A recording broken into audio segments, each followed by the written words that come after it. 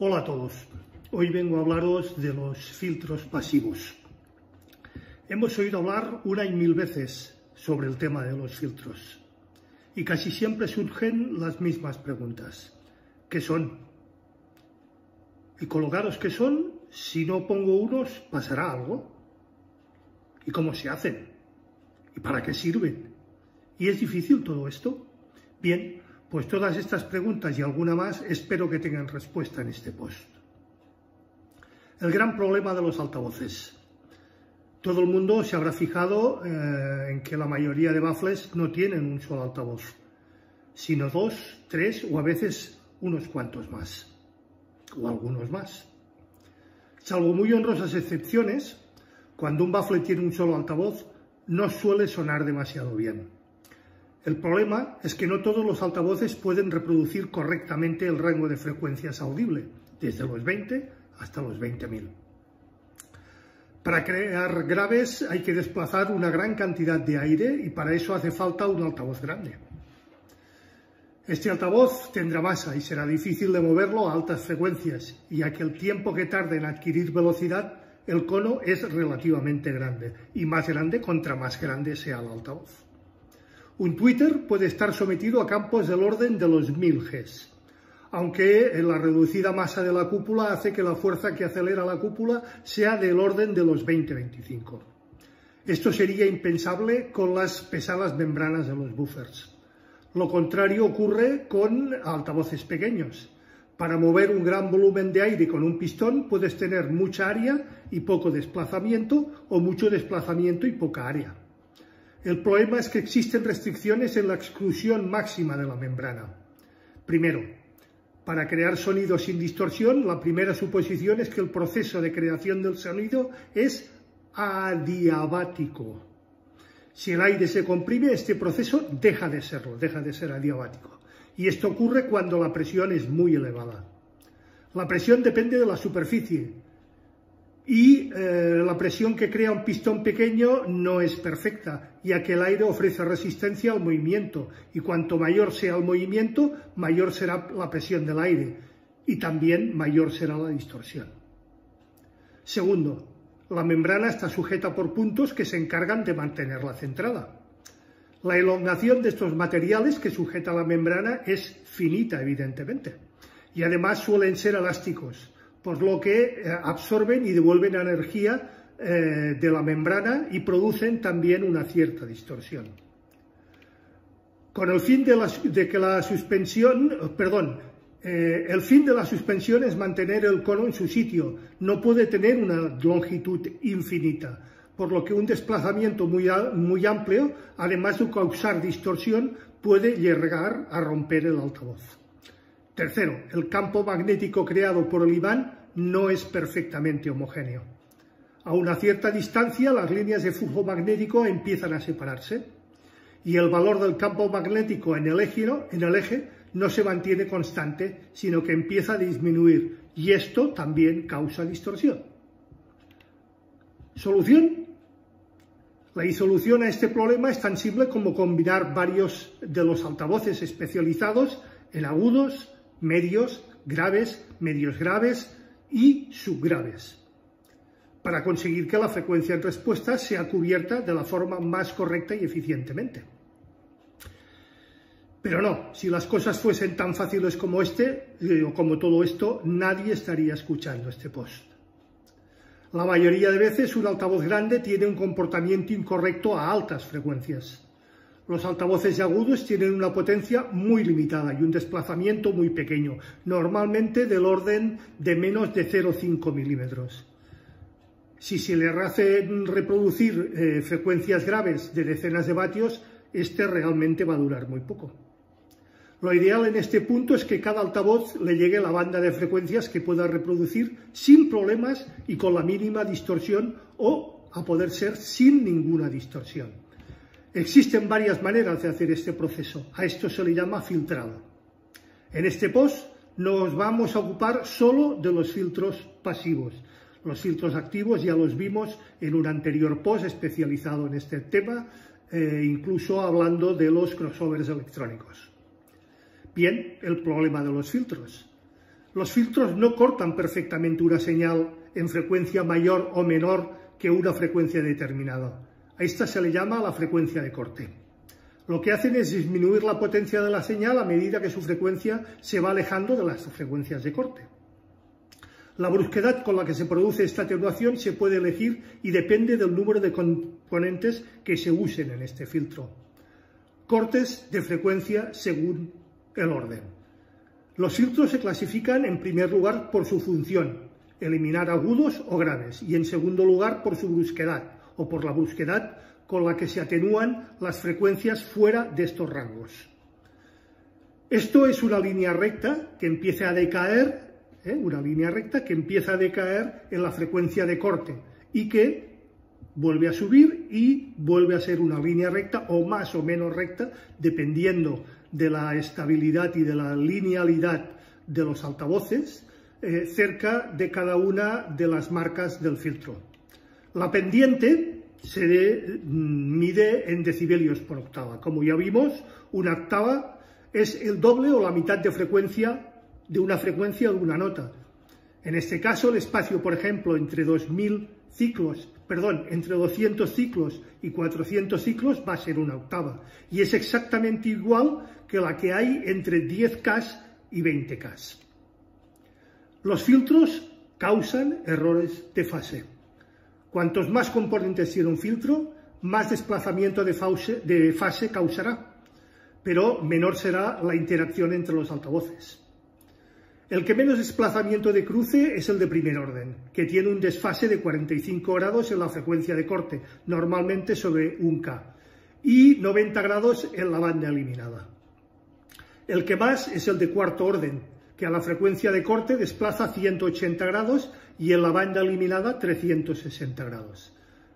El problema de los filtros para subwoofers. Otro problema bastante importante, no exclusivo pero sí acuciante, de los filtros pasivos es que a medida que decrece la frecuencia de corte, aumenta el valor de los componentes o de cada uno de sus componentes. Esto implica que sean más grandes y más caros. En concreto, las bobinas tienen una resistencia en serie que puede llegar a ser, en muchos casos, superior a 1 ohm. Imaginaros, en un buffer de 4 ohms, esto sería una pérdida más que importante, de aproximadamente menos 1 dB. El ejemplo más simple es por qué los subwoofers comerciales son siempre activos. Porque es más barato y menos voluminoso fabricar un filtro activo con su fuente de alimentación propia que utilizar bobinas de hasta 36 milihenrios para un filtro de cuarto orden. Supongo que nadie habrá visto nunca una bobina de 36 milihenrios para altavoces. Una bobina de estas características, tipo transformador, la más eficiente y pequeña, a estos valores tan grandes, ocuparía, para que os hagáis una idea, 1,5 litros y pesaría entre 6 y 8 kilos. En un sub, un filtro activo es prácticamente obligado. Tipos de filtro pasivos. Las frecuencias de corte es el punto donde la frecuencia se reduce a una fracción determinada. Este punto suele ser un punto de menos 3 dB, que en potencia es el punto donde la respuesta se reduce prácticamente a la mitad. Por la forma de percibir el oído humano, la disminución de la respuesta a la mitad no se percibe como la mitad de alto, sino como un poquito más bajo. Un filtro puede dejar pasar las frecuencias mayores que la frecuencia de corte o, al contrario, dejar pasar solo las frecuencias menores que la frecuencia de corte. O se pueden dejar pasar solo las frecuencias de una banda, entre dos frecuencias de corte.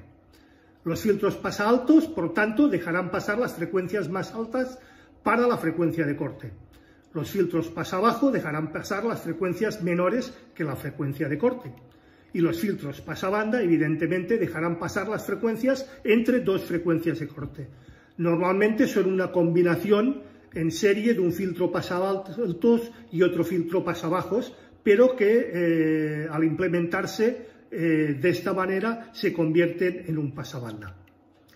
Filtro elimina banda. Al contrario que los pasabanda, estos eliminan una banda. En altavoces no tiene mucho sentido, al igual que los pasabanda pueden implementarse como un pasabajos, un pasalto, pero estos en paralelo.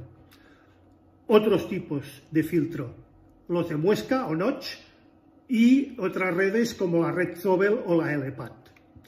Los filtros pasivos se basan en la impedancia variable y dependiente de la frecuencia que tienen las bobinas y los condensadores. Pues bien, hablemos de ellos. Los condensadores. Cuanto más sea la F de un condensador, menor será su eficacia, por lo que un condensador dejará pasar las frecuencias altas y ofrecerá una gran resistencia a las bajas frecuencias, que éstas evidentemente se verán atenuadas. Bobinas. Cuanto mayor sea la F, mayor será la impedancia de la bobina, por lo que a través de la bobina pasarán sin ningún problema las frecuencias bajas y las frecuencias altas se verán atenuadas por atravesar una resistencia mayor. Parámetros Q de un filtro. A partir de ahora nos encontramos con un nuevo problema, el Q del filtro. Q suele ser sinónimo de factor de calidad, pero en los filtros para altavoces esto no tiene nada que ver. Q define la porción entre la Z nominal, la L y la C. Se han utilizado exclusivamente filtro de segundo orden para que esto es en común con todos los filtros de mayor orden que 1. El filtro de primer orden solo tiene una Q, la llamada de Butterford. Dependiendo de los valores Q que se obtienen en respuesta a una u otra banda cercana a la frecuencia de corte. Algunos de estos valores Q producen una característica que una característica sea óptica o óptima para la máxima respuesta plana, alineando en fase la búsqueda de la caída de cada una de las pendientes. Ahora ya no tiene mucho sentido hablar de 6, 12, 18 o 56 dB por octava, porque esos son comportamientos asintomáticos, muy por debajo de la banda audible y por lo menos sin enmascarar. Sin embargo, nos referiremos al orden para indicar ese comportamiento. Los tipos de filtro más importantes en función de la Q para altavoces de audio son los siguientes. Los ya mencionados Butterworth producen la respuesta en frecuencia lo más plana posible. Los Chekenbiev producen la caída más brusca en todas y a pesar de tener un pico de respuesta cercana a la frecuencia de corte, este es el motivo por lo que no se usan demasiado. Los Bessel no caen tan rápido como los anteriores, pero producen menos errores de fase en todos y cada uno de sus cortes. Los Liquid Relay, el punto de corte no se produce a menos 3 dB, sino a menos 6 dB.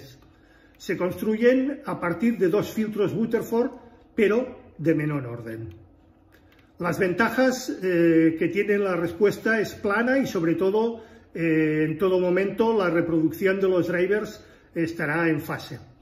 Una idea diferente de los filtros convencionales es la exclusividad del audio. En lugar de definir una Q con un número que cambia para diferentes órdenes, se emplean los nombres matemáticos de ilustres matemáticos para definir sus funciones, que luego han sido usadas para reducir el comportamiento de los filtros en base al comportamiento de estas funciones, sobreamortiguamiento o subamortiguamiento. Entre ellos, como hemos visto, están los Bissels, los Chekenbiev, los Butterford, los Genders y los Kauer. En el caso de los Liquid Relay, Sigrid Lindwich, que es un prestigioso ingeniero, ahora retirado, que se dedica a la acústica, los nombró. Las peculiaridades de su configuración son que la suma eléctrica del pasabajo y del pasalto es exactamente 1, y ambos filtros reducen con la misma fase. La respuesta es completamente plana y la radiación sonora es muy homogénea. Los filtros de Chekenbiev es el que más atenuación produce, el de Bissel el que menos. Puede parecer en un principio que el de Chekenbiev no sirve para nada, pero tiene un gran pico en la respuesta de frecuencias. Esto es porque se muestra la respuesta en voltaje.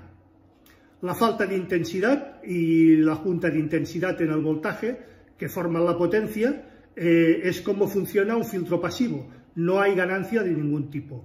El filtro pasivo no puede producir ganancia, evidentemente. Parámetro Q de un filtro. Un circuito activo es mucho más complejo. La propiedad de atenuar más que los demás hace que un filtro de sexto orden, del orden del Chequenberg, acabe funcionando mejor que uno Butterford de octavo orden. De hecho, la Q que se utiliza en los filtros anti-aliasing en los conversores analógicos digital son de este tipo. Lo peor es que la Chequenberg es que los cambios bruscos que produce, y el Bissell es mucho más suave. Butterworth, como en el caso anterior, es algo intermedio. En el fondo es todo un compromiso entre fase, respuesta temporal, respuesta en frecuencias y atenuación de la banda eliminada. No se puede tener todo a la vez, así que hay que decidir cuál es el factor más importante. Veamos las sumas de las respuestas. Una vez que la señal pasa por un filtro, llega al altavoz, pero quedan cosas pendientes. Queda por saber qué pasa con el sonido que sale del altavoz. Hay que pensar que esta está desfasada o está desplazado en fase.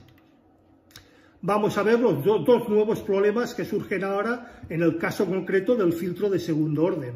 Ahora tenemos las señales que resulta de filtrar, pasa bajo y pasa alto para conectarlos a los drivers. Y la suma de las respuestas tiene un aspecto francamente desolador. ¿Qué es lo que está pasando? Pues que la frecuencia de corte al desfase es de 180 grados y eso supone que una resta a la otra, como vimos ya en anteriores posts. Una desfasado 180 grados con la otra, se sobreponen y se anulan. Eso es una cancelación perfecta. La solución, evidentemente, es invertir la fase de uno de los altavoces. Es tan simple como cambiar el cable negro por el cable rojo y el cable rojo como el cable negro. Así de fácil. Normalmente se invierte la fase de los agudos, ya que en los agudos no es tan posible el percibir una fase absoluta. La suma es el voltaje más plano en los filtros o los filtros de tipo liquid relay. La siguiente es la de Butterford. Se ve que el desfase máximo en este caso es de 90 grados. El caso es que más bruscamente se desvía la fase en el Chequenberg y la menos en la de Bissell.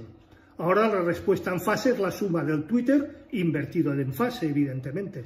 Todo queda correctamente alineado. Se aleja de cero, pero esto es a costa de no tener una cancelación. Es el precio que hay que pagar. Esto es muy común en los filtros de orden par. Hay que elegir entre una cancelación o un desfase. Y es completamente lógico elegir el desfase. Es decir, hay que invertir la polaridad del Twitter. Eso es así en los de tipo 2, tipo 4 y tipo 6, o de segundo, cuarto y sexto orden, excepto en el filtro activo de cuarto orden LRE, donde no hay que invertir la fase en ninguno de los drivers. En el caso de un filtro de orden impar, concretamente en el de tercer orden, tendremos este mismo resultado. Se trata de un filtro de tercer orden del tipo Butterworth. Se puede observar a primera vista que la suma de las frecuencias es perfectamente plana. Vemos una respuesta de estos filtros en cada uno de sus cruces y en cada uno de sus curvas y veremos que en el caso del Butterworth de tercer orden es prácticamente plano. En el caso de invertir la fase del Twitter, este también será plana. Los drivers reproducen a más 135 grados y a menos 135 grados a un kilociclo a su frecuencia de corte. Esto quiere decir que hay un desfase de 270 grados entre ellos, o visto de otra manera, de menos 90 grados. Es un artificio matemático perfectamente válido. La respuesta en fase no está mal para ser un filtro de tercer orden. La tentación de invertir la fase del Twitter puede ser, evidentemente, demasiado grande. La respuesta tiene un desfase de menos 90 grados a la frecuencia de corte, pero luego avanza hasta los 180 grados que tiene el Twitter en su desfase. En definitiva, no produce ningún beneficio sin que se produzca otro perjuicio. Como viene siendo habitual, es cuestión de decidir qué característica nos conviene más, la cancelación o la inversión. Grupo delay, retardo de grupo. El retardo de grupo es una variación de fase, FI, a la frecuencia angular, omega, que es proporcional a la frecuencia.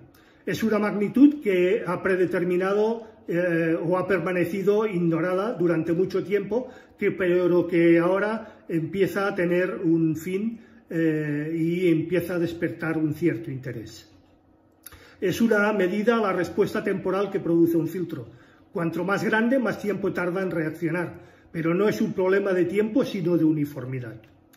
No podemos percibir un retraso absoluto en la música, como es pulsar, y como un delay de 300 milisegundos antes o después, pero se produce y se distingue cuando el platillo, por ejemplo, empieza a sonar con relación a un bombo. Se nota este desfase, este delay de 300 milisegundos. Los casos más dramáticos se producen en graves donde los desfases y los retrasos temporales son perceptibles o perfectamente audibles por nuestros oídos. En los casos de las cajas acústicas basadas en sistemas resonantes, como las Barreflex y las pasabanda, es donde mayor importancia tiene cuando los retrasos empiezan a superar los 25 milisegundos, cosa que nuestro oído va a percibir como un eco. Es obvio que no solo aumenta el retraso, sino que aumenta también su no uniformidad, que es el principio del problema. Group relay frente al orden. Cuanto mayor es la duración del filtro, mayor será la uniformidad y peor la respuesta temporal. La Q de Wiesel es la que mejor se comporta, mientras la de Chickevbeck es la que peor se comporta. El Group Relay frente al Q. El resultado de todo lo expuesto anteriormente, fase, respuesta temporal, Group Relay, etc., es el ringing o sobreoscilación.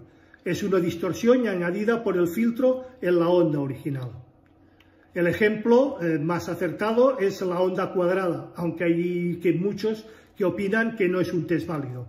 Resulta ser la onda con mayor contenido en armónicos y la más exigente para la respuesta temporal. Respuesta a la onda cuadrada. El filtro de Chickevbeck produce unos picos bastante grandes.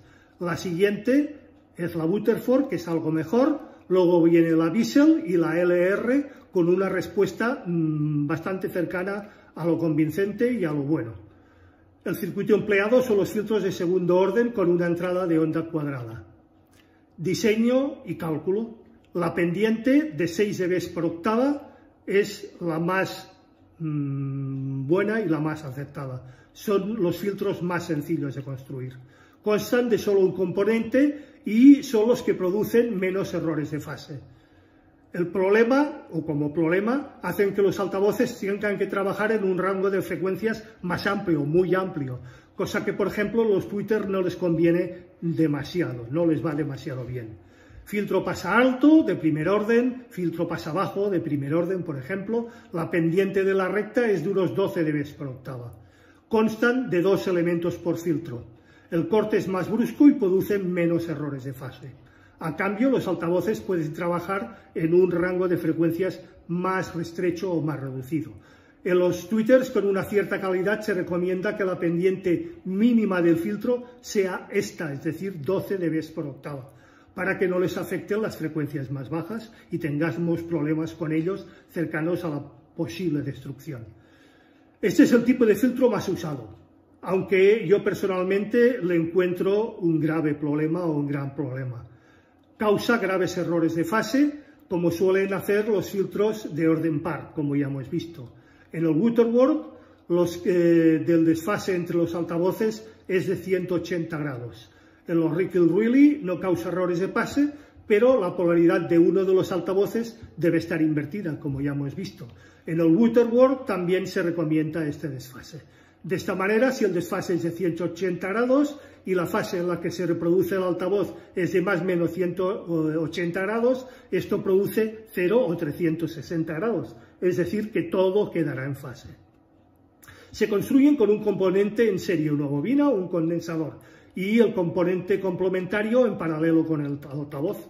Esto se da en los filtros pasa bajo de segundo orden y en los filtros pasa alto de segundo orden. La pendiente asintomática de la recta es de unos 18 dB por octava. La atenuación de las frecuencias es bastante brusca en el punto de corte. Las frecuencias que están en fase y los desplazamientos de fase se respetan por el rango de frecuencias, por lo que todo son correctos y también más que evidentes. A veces es necesario usar un tipo o ese tipo de filtros, por ejemplo, en altavoces muy próximos a su final de rango de frecuencias, pero en este caso es mucho mejor que sean filtros activos. La acumulación de componentes degrada la señal y otra excepción la constituyen los tweeters, donde sí puede ser interesante utilizar este tipo de filtros o mayor para evitar una excesiva extrusión en su cúpula. Ya hemos visto una extrusión de 0,5 milímetros. Esto se da en los filtros pasa altos y pasa bajos de tercer orden. Cuarto orden o liquid relay. La pendiente de la recta es de 24 dB por octava. Cada filtro consta de 4 componentes, 2 bobinas y 2 condensadores. Existe el cuarto orden, también Butterworth, pero tiene el problema de que en la frecuencia de corte el desfase es de 180 grados, como ya hemos dicho. Este tipo de filtros resulta minimizar la interacción entre los altavoces o entre cada uno de sus altavoces. En la frecuencia de corte los dos altavoces estarán en fase y la respuesta es plana. Los componentes en serie degradan la señal y tienen dos problemas, por lo que también es recomendable que sean del tipo de filtros activos. Los altavoces con diafragmas rígidos, cuya operación fuera del rango puede ser caótica, este tipo de filtros va a ser su última o única opción. Si además de ser un tweeter con cúpula metálica, donde pasa lo mismo para frecuencias mayores, entonces sí es la única opción. Esto se da en los filtros pasa altos y pasa bajos de cuarto orden, pasa altos de primer orden, pasa bajos de primer orden, pasa altos y pasa bajos de segundo, pasa altos y pasa bajos de tercero, y pasa alto y pasa bajos de cuarto. Filtros notch, menudo rollo, pero hay que explicarlo. El altavoz tiende a moverse con gran facilidad a la frecuencia de resonancia. Esto, como los motores eléctricos en funcionamiento, quiere decir que consume poca corriente y se traduce como una gran impedancia. En un altavoz, esto se produce solo a esa frecuencia y sus alrededores, y crea picos de valores muy diversos según el tipo de altavoz. Malo. En los buffers, los picos tienden a ser grandes y estrechos, y en los tweeters pasa lo contrario, pasan a ser anchos y cortos. El caso es que este pico de impedancia interacciona con el filtro y es un problema más que serio, sobre todo en los diseños donde se trabaja cerca de la frecuencia de resonancia del driver. El uso habitual del filtro notch es corregir este pico de impedancia y dejarla lo más plana posible, para que el filtro pueda funcionar correctamente. También el filtro notch sirve para ecualizar picos de frecuencia, la resonancia del diafragma, etc. Se hace con una resistencia en serie con toda la red RLC y con el driver.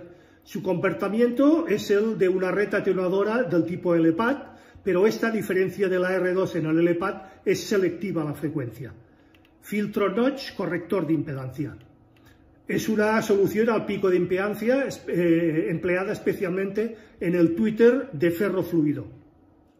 El ferrofluido es un aceite con partículas magnéticas en suspensión que elimina prácticamente los picos de impedancia. Habréis oído hablar, supongo, de los tweeters de ferrofluido. Redes de atenuación LPAD. Normalmente la eficiencia de un tweeter es mayor que la de un buffer. Esto quiere decir que recibiendo la misma potencia en RMS, el tweeter producirá más sonidos o mayor sensación de sonidos que el tweeter, y la respuesta en frecuencias no será plana. Existe una manera muy sencilla de evitar esto. Hay que evitar que el tweeter aproveche toda la potencia y es necesario que parte de esta potencia se pierda. Este se consigue añadiendo una resistencia suficientemente grande. El problema es que los filtros están preparados para trabajar con una determinada impedancia, y si esta varía, el componente o el comportamiento de los filtros no va a ser el mismo y no va a ser correcto. Mediante resistencias en serie y paralelo se puede conseguir que la impedancia vista por el filtro sea la misma y la adecuada. y que parte de la potencia se pierda en las resistencias, con lo cual el filtro funciona bien y se obtiene la respuesta lo más plana posible. Redes Zobel. Los altavoces tienen inductancia, porque tienen una bobina, evidentemente, que cuando le pasa corriente es la que se encarga de reaccionar contra el campo magnético del imán, lo que pone en movimiento el diafragma. El problema es que los filtros necesitan una impedancia constante que funcione correctamente. Si la impedancia no es plana, aparecen picos de despuencia que cambian la Q e incluso pueden llegar a reducir el orden de respuesta de los filtros. Añadir una red Zobel no aumenta la pendiente de caída, le deja pasar todo lo que tiene que ser, sin que la inductancia del altavoz interactúe con el filtro. Es cierto añadir una red Zobel al grave y que le aumente la caída, porque la inductancia impide filtrar bien a la bobina, y con la red puesta en la impedancia es más plana y no hay inductancia. No aumenta su orden, lo que pasa es sin ser la red al orden o su orden disminuye. La red Zobel. Se observan los efectos de la red Zobel en un filtro de tercer orden, allí por los 2K, en un altavoz de 8 ohms y una inductancia de 0,8 milihenrios, caso que puede tratarse perfectamente con un altavoz de 6,5 u 8 pulgadas en una configuración de varias vías. La respuesta del circuito ideal se ha desplazado ligeramente hacia abajo en ambos casos porque coincide con el circuito de red Zobel. Las conclusiones son obvias. Sobre la fase, desengaño con los filtros de primer orden. Los altavoces reproducen su propia fase. Las gráficas de impedancia del Twitter, los FS y los parámetros Q sirven para saber cómo será la respuesta en graves de un altavoz. Esto incluye también los tweeters. A ambos lados de la FS se definen dos polos que se comportan exactamente igual que un filtro. Si el tweeter tiene FS de 1000 ciclos, en un tweeter normal se pueden pensar que sus polos estarán entre los 750 y los 1500 Hz. Si cortas con un condensador el tweeter a 2000 Hz, algo normal, el doble de su FS, lo que estás haciendo es matemáticamente poner el polo en esta fase. De 2000 a 1500 baja 6 dB por octava, de 1500 a 750 12 dB por octava y de 750 abajo unos 18 dB por octava, porque cada polo añade una caída de aproximadamente 6 dB y un desfase de 90 grados a 1500 Hz de caída a 4 dB, casi nada. Y sigue siendo audible sin comportamiento o su comportamiento a 750 Hz con una caída de 9 dB y 5 más de lo debido, aunque esto evidentemente ya no es tan audible. El caso es que la banda entre los 1000 y los 2000 es de todo menos un filtro de primer orden. Crear errores de fase de 135 y de 90 grados no es aceptable a 1500 Hz. La respuesta de un filtro ideal y lo que tenemos en realidad no tendrá absolutamente nada que ver. Si se hubiese usado un filtro de tercer orden a 3000 y a 1500 Hz, su respuesta de caída habría sido de alrededor de 18-21 dB y todo sería matemáticamente correcto a 1500 Hz, con una atenuación de aproximadamente 11 dB, 5 más que con un filtro de primer orden, y se desvía solo 2 dB a 70 grados de la respuesta ideal. Pero sobre todo hay algo muy importante. Tal y como es la respuesta usual de la música a esas frecuencias, baja desde los medios hasta los agudos con una pendiente aproximadamente de 12 dB por octava, que como hemos dicho es lo ideal. Un filtro de primer orden no limita el movimiento del tweeter, de hecho va aumentando, porque la música es así, hasta que llega a los polos del lado de la FS del tweeter. Un filtro de segundo orden al movimiento se hace más o menos constante y con uno de tercer orden se reduce el movimiento del diafragma, que es lo que realmente protege al tweeter. Otro tema importante es que un filtro de primer orden es mucho más simple, es mucho más fácil de atacar por un amplificador y es menos intrusivo en la música, por lo que cada componente crea su propia destrucción particular del sonido. Y a bajo volumen son mejores los filtros suaves, aunque no recomiendo ni mucho menos los de segundo orden para los vías, para un gran volumen de sonido o de potencia de amplificador. Los filtros duros son más que necesarios y son mejores. Construcción de un filtro. Parámetros obvios y predecibles. Hay varias maneras de diseñar e implementar un filtro. Desgraciadamente, diseño e implementación no puede ir por separado, es decir, no vale con diseñar un filtro por ordenador, construirlo y conectarlo al altavoz. Hay parámetros que no son obvios en los altavoces, como la impedancia, que es dependiente de la frecuencia y no solo por la bobina del altavoz, sino por factores puramente mecánicos, como también vimos en anteriores posts, por ejemplo, el efecto del damping factor. Uno de estos es la frecuencia de resonancia del altavoz, donde se pueden encontrar valores de Z de 150 ohms en altavoces de solo 4 ohms nominales. Otros son la fase en la que se reproduce un altavoz, que añade un poco más de complejidad al modelo, pero que sigue siendo más o menos predecible. Por otro lado están los efectos no predecibles, en especial la capacidad del altavoz para reproducir parte de la banda que le corresponde sin crear distorsión o coloración. Esto solo se puede comprobar experimentalmente y aplicar un diseño de filtro a medida en cada caso y para cada altavoz. Las restricciones de potencia son obvias. Si se pretende usar altavoces a gran volumen, la frecuencia de corte del tweeter no debe ser muy baja y la pendiente del filtro debe ser como mínimo, como ya hemos dicho, del orden del 12 o 18 dB en cualquier caso. Aunque no se rompa, si no aplicamos eso, no sonará bien. Hay otras restricciones derivadas que no son tan obvias, como por ejemplo la resistencia DC de una bobina. Su potencia determina la cantidad de cobre de su sección, pero esta área es inversamente proporcional a su RDC, que interactúa de manera muy notable con los filtros. Las frecuencias de corte de los filtros deben estar alejadas como mínimo 2 octavas de la frecuencia de resonancia del altavoz a los que estén destinados. Si no, se usa un filtro notch, como ya hemos visto. Comprar un filtro hecho es una opción. Si crees que puedes comprarlo hecho y suena bien, bueno, pues hay casos en los que puede pasar, pero normalmente solo será cuando tengas todos los componentes del mismo fabricante y marca, y rara vez pasa eso. Las casas desarrollan filtros pensados en sus propios altavoces y sus propios componentes, por lo que esta ya es una condición importante. Por otra parte está que las casas hacen que no tienen que ser lo mejor del mundo, es decir, un buen fabricante de altavoces o un buen fabricante de tweeters no tiene por qué hacer unos buenos buffers, un buen fabricante de buffers no tiene por qué hacer medios buenos y estos no tienen por qué hacer unos buenos filtros. Existen muchos casos en los que el resultado satisfactorio es un kit completo de una misma marca. Prueba y lógica. Piensa seriamente cómo hacer el filtro. Esta es la parte más dura de construir un altavoz. Puede ser que ni siquiera exista un filtro que haga que 2 altavoces funcionen juntos.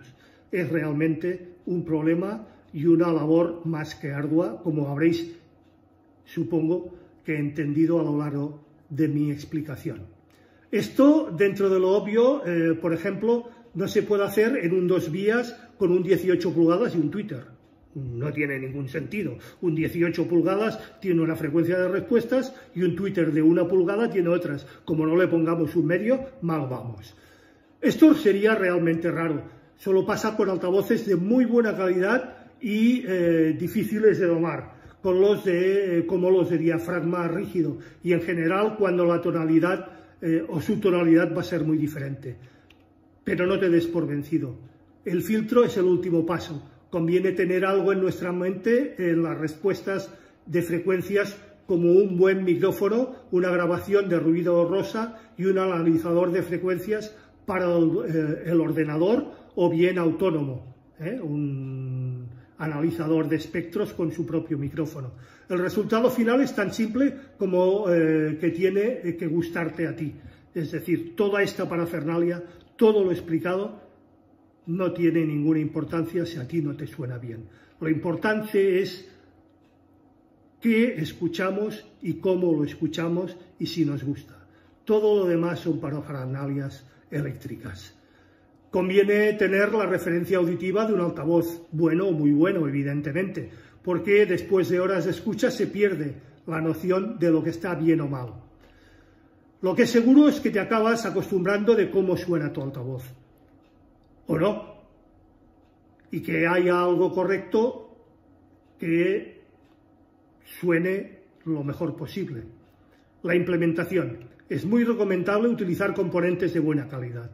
Recomiendo especialmente usar resistencias de film metálico para la atenuación en los tweeters. Si no, antes de usar resistencias bobinadas, es mejor que uses resistencias de película de carbón.